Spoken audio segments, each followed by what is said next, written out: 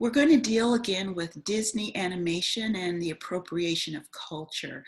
There is a reading assignment that is posted on LoudCloud that you can review and get a little bit more information about this entire topic. So let's go ahead and get underway. Please make sure you're taking notes and be prepared to answer questions and or make comments as we move forward.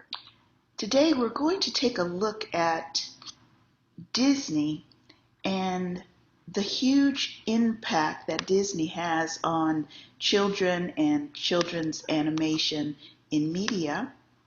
Also, we're going to dive into ways that help shape the beliefs and the values and the morals that are displayed in the Disney production and their studios.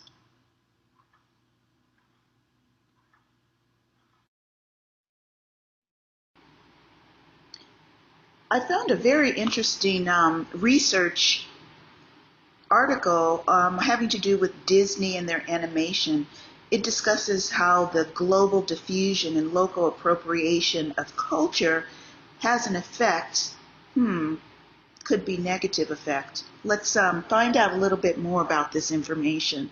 With regard to the children's media and the products reflected in this culture and the values that producers specifically format regarding this social, political, and economic condition under the items that they're producing. Remember, we discussed that there is a small majority of individuals that have access to the funding to manufacture these images. So watching these animated cartoons oftentimes cannot be regarded as so much innocence. There is a simple act of consumption. They're looking to promote their business, actually, through what we've learned about appropriation of culture. And it rather involves this complex process of coding and decoding, of appropriating certain cultural meanings, as we've been discovering. Disney films are not only just the global means of entertainment, but it also function as producing an ideological apparatus or form of media. In this era of globalization, of course, we look at a fine line between sharing stories and realities, between entertainment and material consumption. They oftentimes become blurred. Remember, we've learned this with regard to this consumptionism that happens oftentimes when we want to sell a product based on someone's culture. So yeah, it's very illuminating to find out the relationship between these patterns and the communication and the idea of the local condition with respect to cultural identity. Okay, so as a disclaimer, I would like to go on record and let you guys know that I am a Disney lover for the past 50 years. And it has been one of my family's pastimes, and growing up in Southern California, enjoying the entertainment that happened at the happiest place on earth, also known as Disneyland. So we're going to learn a little bit more about this from a different perspective. Of course, I'm just here to illuminate new ideas and new thought processes as your professor in cultural identity. Next, we have this great task that I would like for you to take a look at these familiar images having to do with Disney over the years And I would like to see which Disney character you identify with. Let's take a moment to review. Okay, so you all see a list of Mickey Mouse, Minnie Mouse, Goofy, Donald Duck, Pluto, Daisy, Scrooge McDuck, and Launchpad McQuack, of which some of you probably aren't that familiar with. But on a scale of, these characters that are well known, which one can you most relate to? Now, these are some of the original. Now let's also, I'm going to give you a little wider range. On this next section, there's some others that you might be able to relate with that are a little bit more modern. And unfortunately, I don't have all the names of the characters, but of course, you can see that specifically within the female area, that it's beginning to get a little bit more diverse, where we're seeing women of color and different ethnicities that are represented in the images here. So if you didn't find your characters that you most relate with on the first slide, maybe you can check on this second slide. And then again, for the young men here, here is a wider variety of selections of some of the male characters that have been represented in Disney over the years. Since this, I'm sure there are new characters as well, maybe that just aren't listed here, but of course, if you can remember who they are, I would like for you to let me know who they are. And so I'm going to call on a few of you and to see which characters you best relate to, or that kind of help, that represent your personality perhaps. Okay, so you should all have some idea at this time. So I'm going to start with Kyle. Kyle, of the list, which one do you think that you can best represent?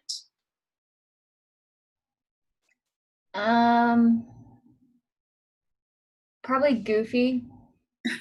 Okay, all right, Goofy. And why do you say Goofy? I don't know, because he's probably the one who doesn't care what anyone thinks and kind of just is who he is. Nice. Very cool. All right, thank you so much for sharing. All right, next, let's go with Lauren L. We have two Lauren, so I'm good. Let's go with Lauren L. I would say Rapunzel, just because like I grew up in a small town and was very sheltered, and I feel like she was very sheltered like in the castle, and then she finally got out and was able to explore the world. Okay, very cool. Very nice. Isn't it interesting how there is some type of um, connotation that we can kind of reflect upon with culture, with territory, with experiences. So that's kind of what I'm after with this. How about Olivia? Hi, I was thinking that Merida probably because like her being like kind of like a tomboy and trying to like change like gender roles within like her family kind of thing. Wow, very cool. I like it. Thank you. And how about you, Brandon?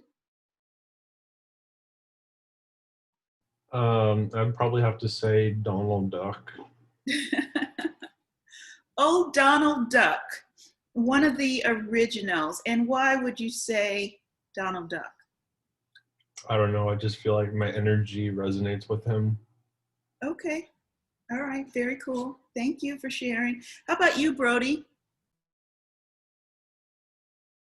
Me? Ah, man. I think I probably relate most with Tarzan.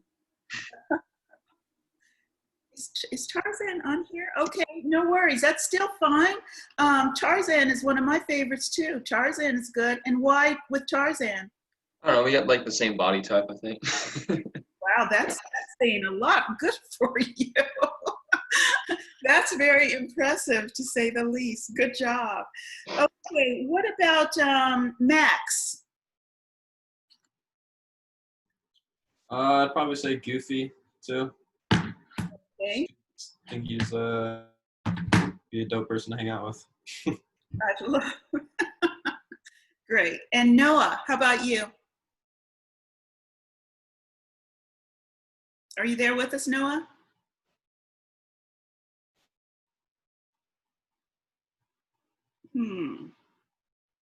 Okay, no worries. How about, I believe, Brianna?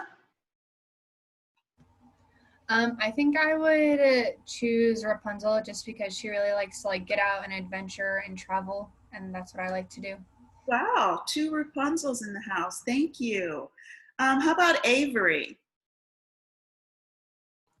I would say Ariel just because she's like I've lived in like Arizona my whole life and I've always wanted to like leave and go to a new place and she always wanted to like leave and go on land. I love it. Good job. Colton.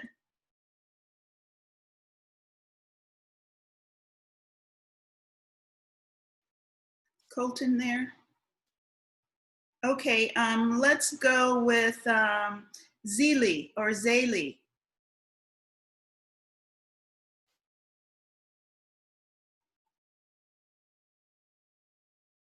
Not there?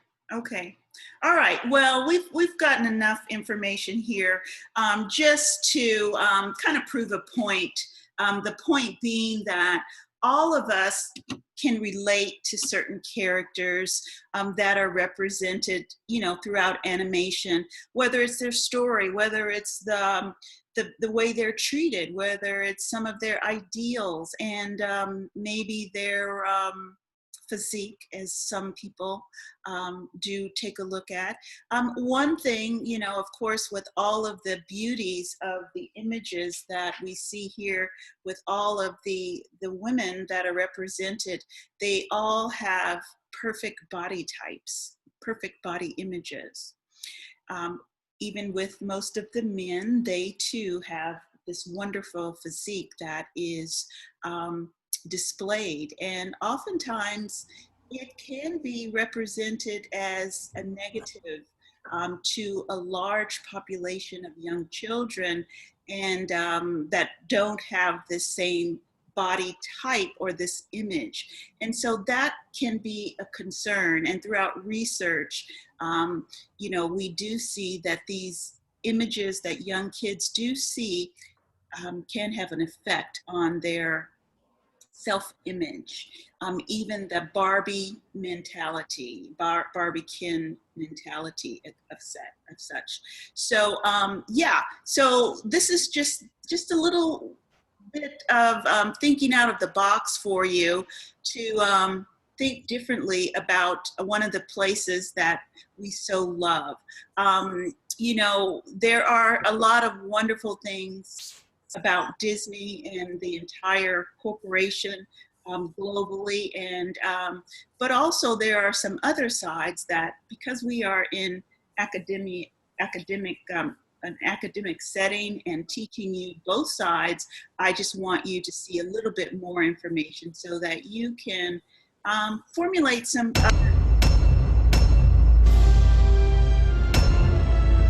The Walt Disney World Resort was founded in 1971 by Walt and Roy Disney. Originally, the land was purchased by shell corporations, meaning the Disney company pretended to be different corporations to buy the land at a cheaper price.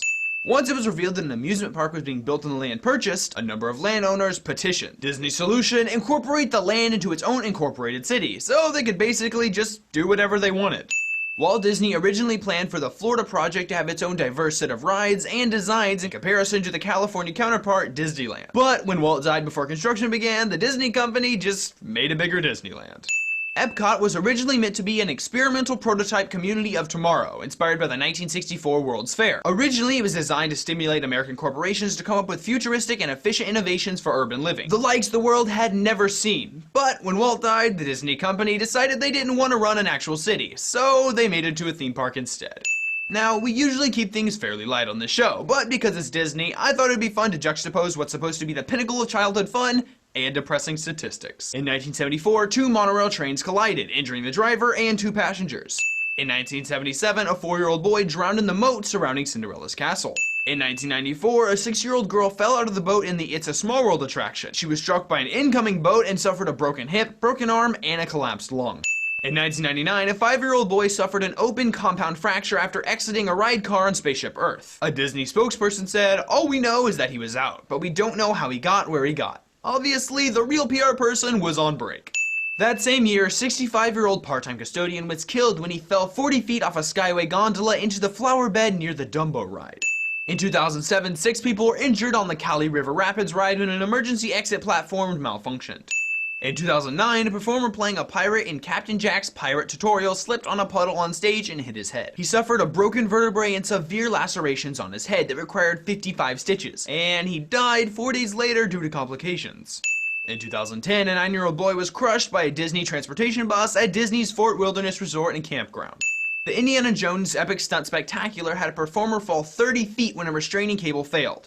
And yet another Indiana Jones performer was pinned down by a trapdoor. After being fined by OSHA for not following safety protocol, a new, safer Indiana Jones routine was being rehearsed when a performer fell 25 feet onto concrete. In 2009, a 30-year-old Indiana Jones performer died after injuring his head doing a tumbling roll. These Indiana Jones employees are so unlucky. In 2004, a 38-year-old employee dressed as Pluto was run over and killed by the Beauty and the Beast float in the Share a Dream Come True parade. In 2005, Walt Disney World reported 773 injuries for employees portraying 270 different characters at the parks.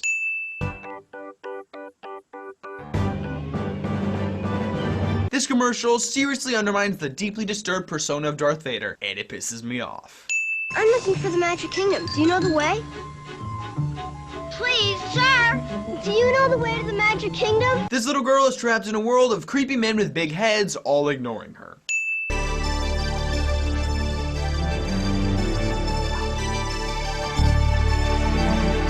Kidnapping. Let's go! Peter Pan kidnapping. Mental illness.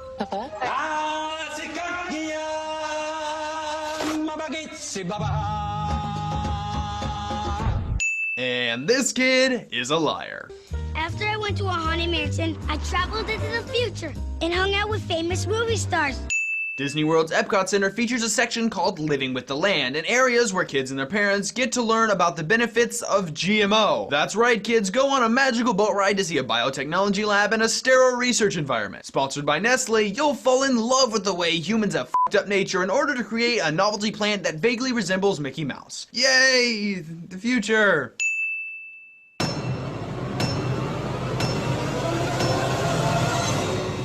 What are you doing? Okay, so a little humor into little reality as well. So with this, I hope no one was truly offended by Disney and making our our idea of the happiest place on earth is not always perceived that way. Without any further ado, let's move on with the lecture for today so that we can learn some facts. Today's lecture will involve us discovering a lot of information with regard to Disney animation. We are going to discuss local appropriations having to do with culture and the perceptions in intercultural communication having to do specifically with animation and the implications of self-identity for kids. We're also going to evaluate some of these roles in mass media and even go over the history of this global icon, Disney.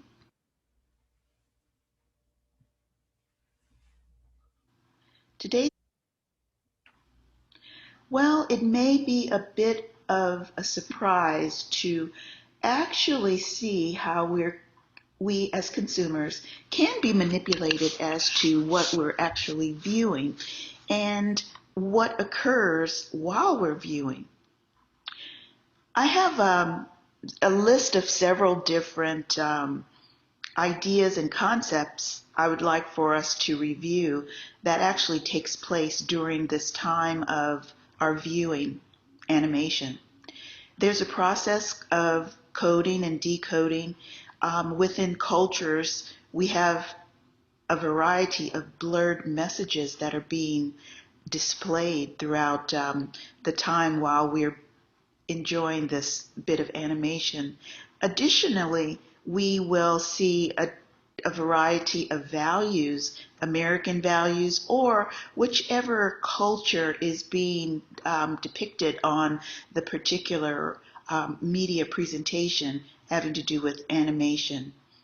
Also, we will review what cultural values are being highlighted through this time of viewing.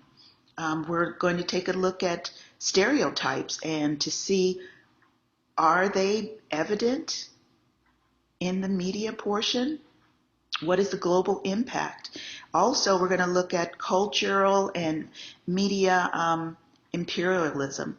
You know, we talk about the wealthy small majority, typically male, are the ones that align the production and the cost. Social conditions are revealed throughout this issue. We see structural hierarchy that takes place. Also, within this, we have to look at the consumer marketing. 44 billion plus that takes place having to do with the marketing and the corporate branding that also emerges out of the characters and being reproduced, the characters and small videos and all of the fun animated characters that come out of the production. Additionally, we look at the impacts of social identity. Of course, that's what we've been identifying, how it is being viewed appropriately or inappropriately, and also looking at how that these certain tastes are developed in the heroism and often the princess and the villain and or the hero and the victim. So there's a lot that is involved in the animation process of Disney productions.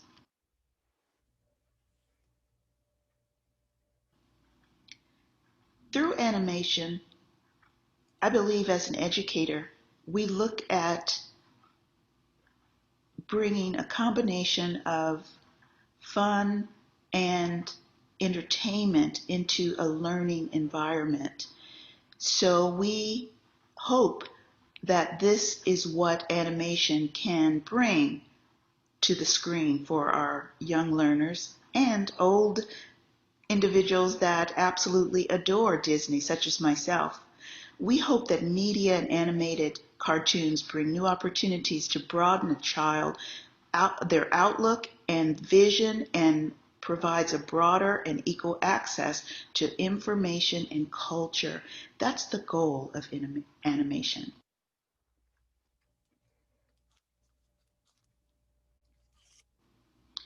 The history of Disney and Disney production is such a success story that we look at this pioneer of an American animation has developed an entire industry that Walt Disney introduced and developed several production companies and a movie empire. Um, you know, pace setters do definitely set history into motion. He did so as an entrepreneur, as an animator, and also as doing voiceovers. He opened up an entire industry of film production.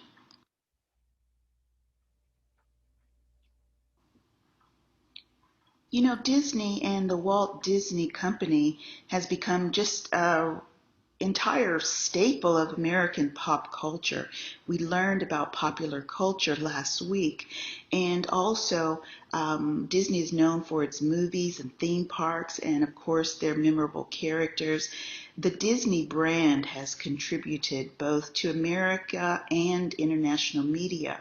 We look at that little mouse that has revolutionized our imaginations, and also the Disney movies having to do with the princesses that have a very important role and gender role in films.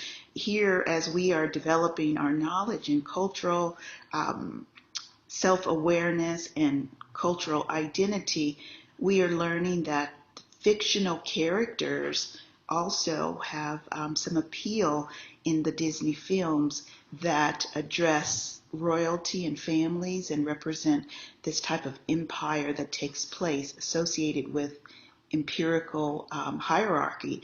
And we see this as represented in various cultures throughout the world in Disney production.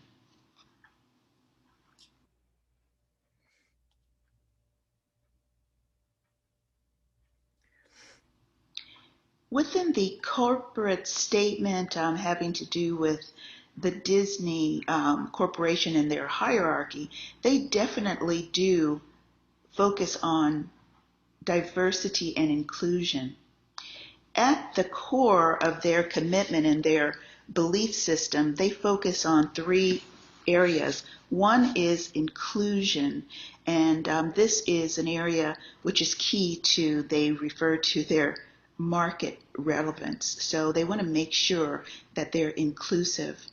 Additionally, their goal is they want to be a better company for people to be have a voice and to be seen at the various levels that reflect everyday life and experiences of the audience.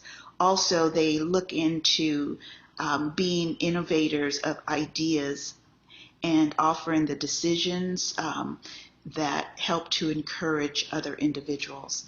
So I really enjoy that their goal is inclusive, and they do take this on within their corporation. So I'm glad that they do have that information that is available for anyone to take a look at their webpage and find their information.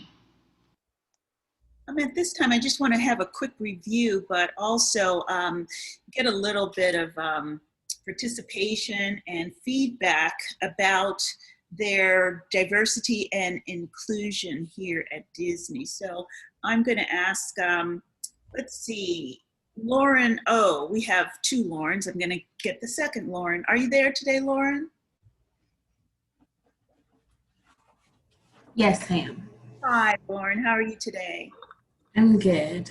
Good. Yeah, so we're talking about Disney now. Do you have access to the screen? Can you see the screen okay?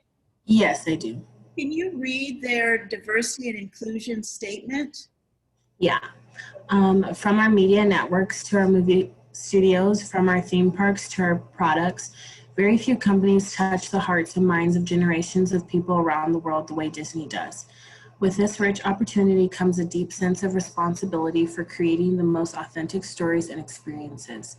Today, audiences are rapidly diversifying, new generations are shaping the nature of work, and changes in society increasingly impact employees everywhere. Our focus and intent encourages people from every nation, race, ethnicity, belief, gender, sexual identity, disability, and culture to feel respected and valued for their unique contributions to our businesses.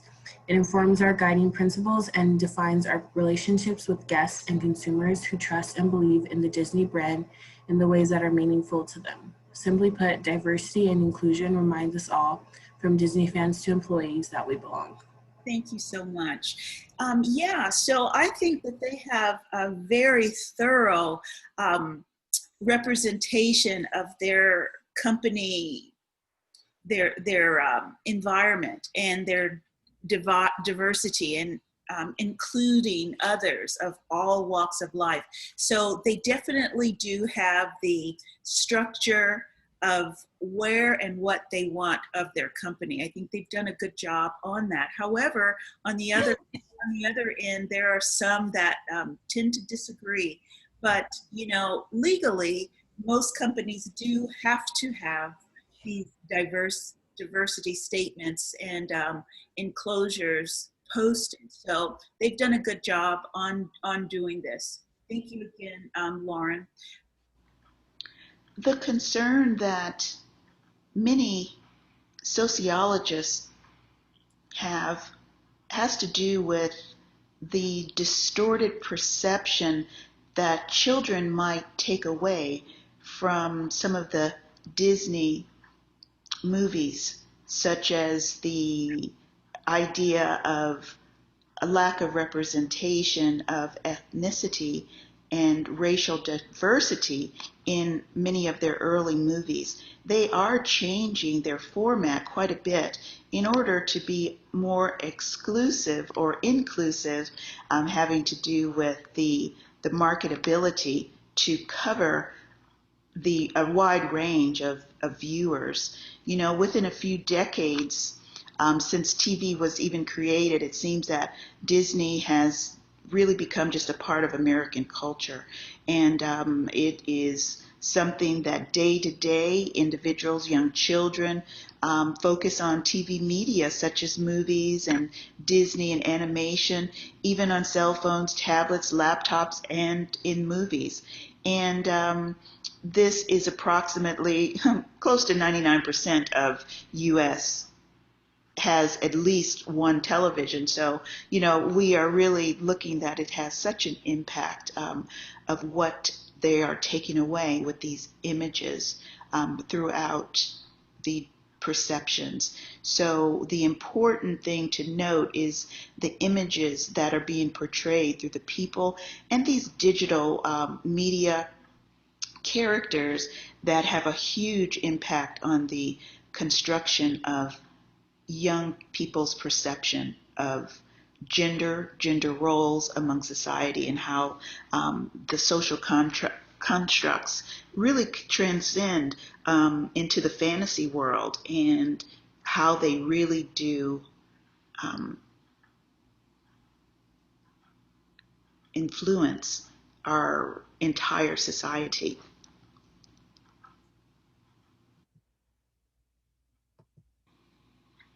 One of the important factors that we become concerned with as far as the distorted perceptions within young children, that media can really distort their true ideas about what gender roles are.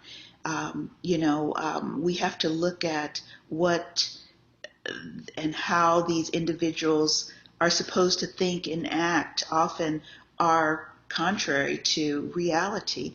And it's very important for children to understand that media is not always representative of what happens in real life. And so we don't want to confuse the images of young children having to do with animation and media. Okay, DeMarco, are you there? Yes, I'm here. Hey, good afternoon. How are you doing today? I'm doing pretty good. How are you? I'm doing better. Thank you. Can you read this information that we have here about Disneyland, the happiest place on earth? Sure. Media can distort their own ideas about gender roles in regards of expectations about how they are supposed to act, think, and look. This is important because most children that consume this media are not equipped to the level of knowledge and understanding that allows them to recognize the distorted idea about gender. Okay, thank you. What do you think about this and this idea? Do you think that it is legit as far as some of the images are misrepresented and self-imaging for young kids? Yeah, I do believe that, because sometimes there are like just things that they always like put in like jokes or things that some kids just don't understand yet. And then like when you go back when you're older to watch it, you realize it like probably like years later. Yes, absolutely. And so much information and content is a young kid can't even understand it, right? You're so right. There's so many things that I, as a child, watched and thought I was really enjoying, but I think it was just out of a habit of being able to watch it that I'm just now as an adult saying, that's what they really meant. That's what that was about. Yeah, thank you so much for sharing that information. Okay, so we're going to move ahead. As we can see, simply with the variety and wide range of reach that the Disney family and their studios represent is far reaching.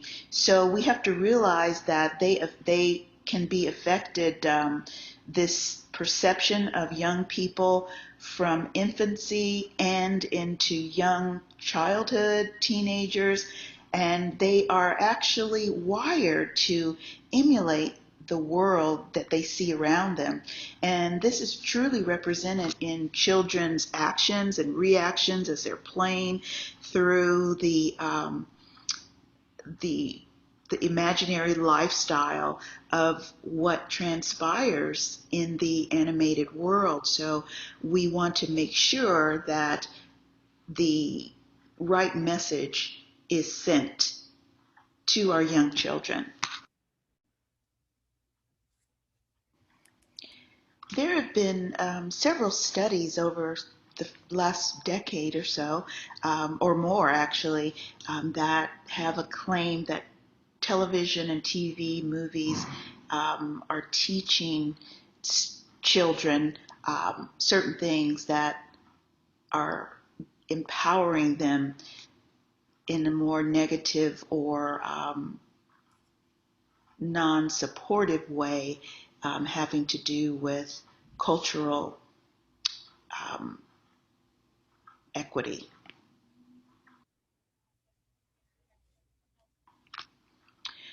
For example, the FCC found it in, I believe in 91, that ordered the Children's Television Act by Congress that was passed.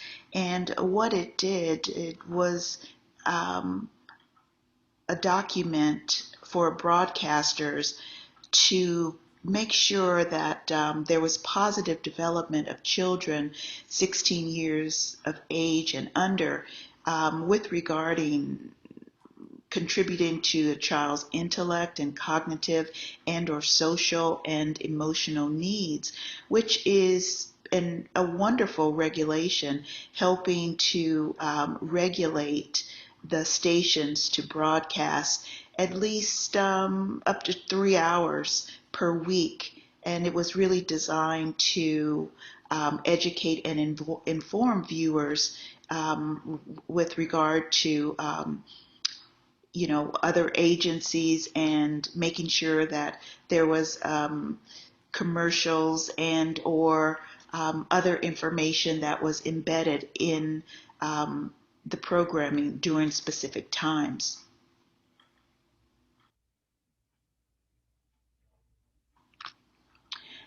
For example, so our goal within the arena of maintaining cultural identity and diversity is learning ways of communicating effective diversity in animation.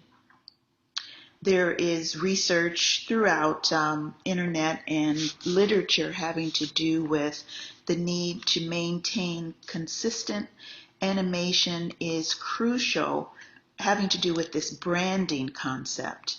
So we have to brand diversity instead of one particular group.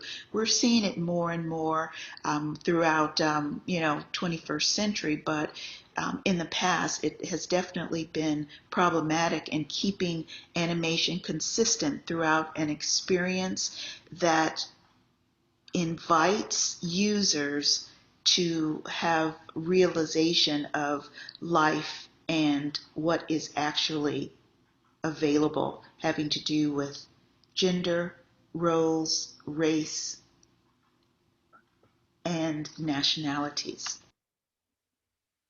Okay, before we go on, I'd like to get a little bit of comment from, let's see who we're going to go back to. I'm going to go, is Noah back? Is Noah back in the house? Noah, you're going to be in trouble. Where did you go? Okay, what about Colton? Is Colton here? Okay, there goes some participation points. All right, let me see who is here. All right, Brandon T, we're going to go to you. Brandon. Yeah. So, Brandon, with this information that you're receiving, do you feel that there is room for improvement with regard to animation and programming for young children, or do you feel it's at a good place? Well, there's always room for improvement, but I personally think that they can improve just a little bit more, Give me an example of something you think that they can improve upon.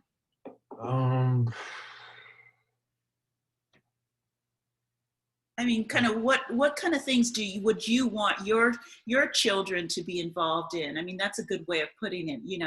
I think some people use television as, a babysitter, right?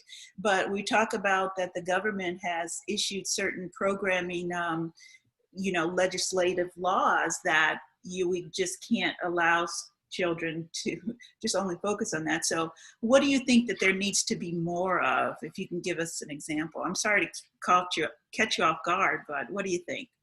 I feel like there should be like more like educational shows out there rather than just like shows that like waste a kid's time. It's like like a story driven show. There should be like a show like about like trying to teach kids how to do things like out in the real world. Nice. Right. I really like that idea. Very nice idea.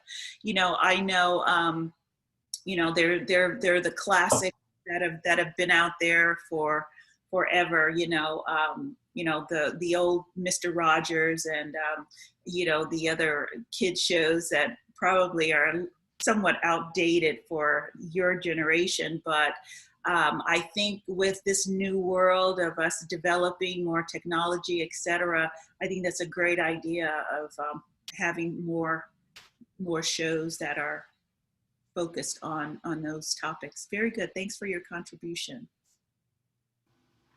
So it's important for educators to reinforce young children and child's values, then to reinforce their self-identity. So we're going to review some of those key areas that make up a child's values, certainly parents, family, home, friends, school, church, and acceptance. So yeah, it's very vital for us to keep this going and not provide inaccurate views for children to mirror.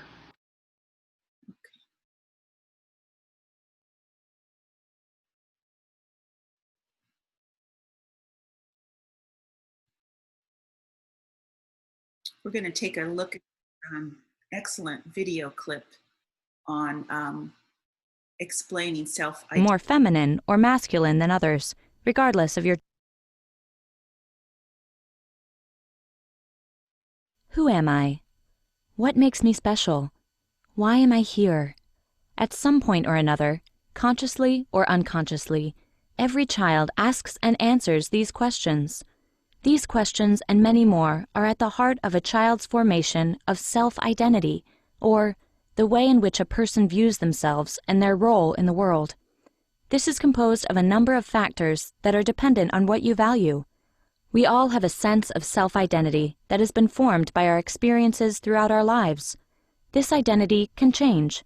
Maybe as a child you were more of a loner, sitting in the back of the class, keeping quiet.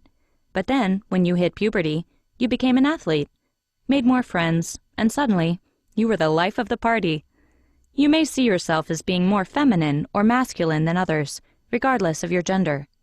Your religion may be a large part of your self-identity, or maybe your skill in mathematics. Your self-identity is being continuously formed and shaped as you interact with the world, have successes and failures. Children's self-identity is particularly tricky. As they grow and learn, children are constantly pushing the boundaries of what they feel they can do. They are encountering new scenarios, people, and environments. Physical and mental changes are occurring unceasingly for the first 2 decades of life, and with these changes come an ever-shifting sense of self-identity. There have been countless philosophers and psychologists who have tackled the concept of self-identity, but the theories of 2 thinkers do an excellent job of summing up the stages, challenges, and techniques for building positive self-identity.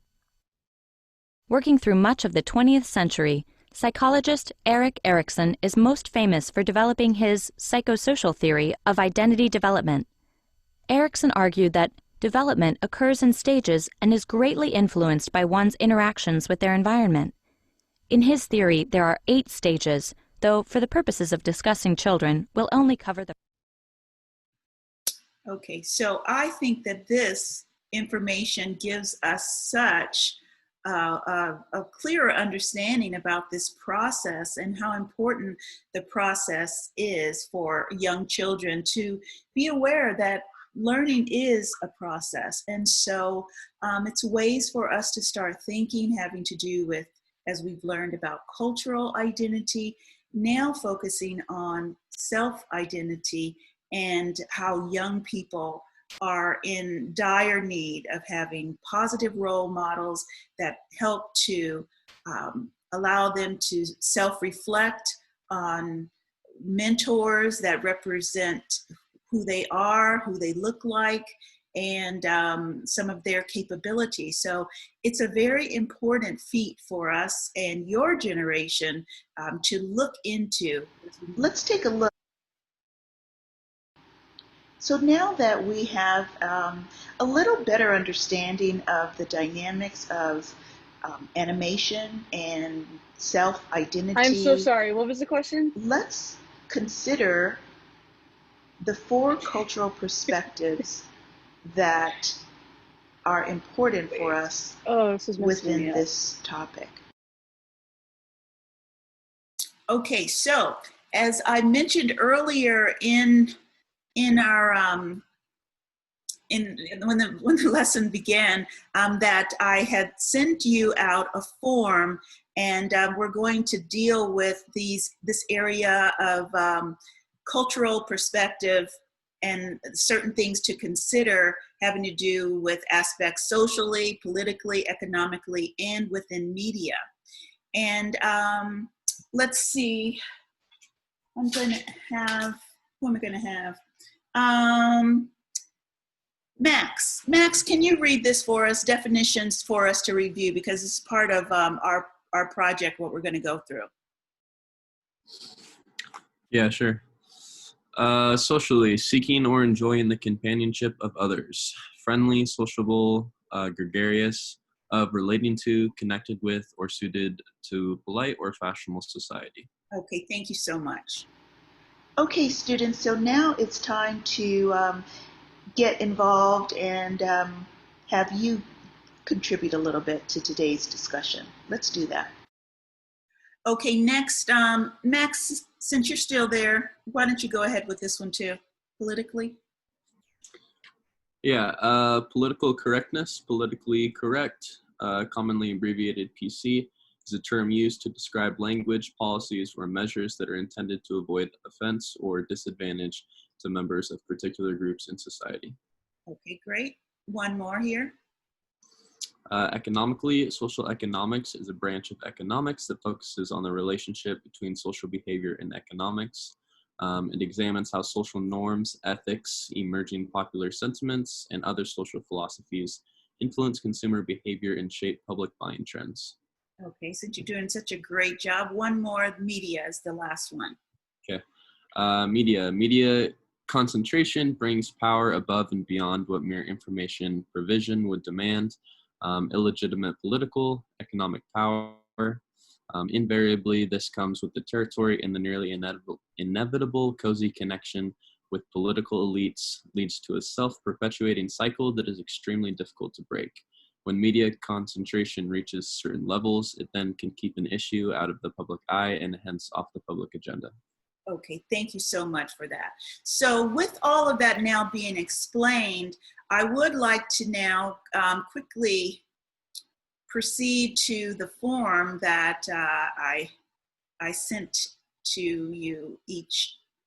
And if you don't know what it looks like, this is what it looks like.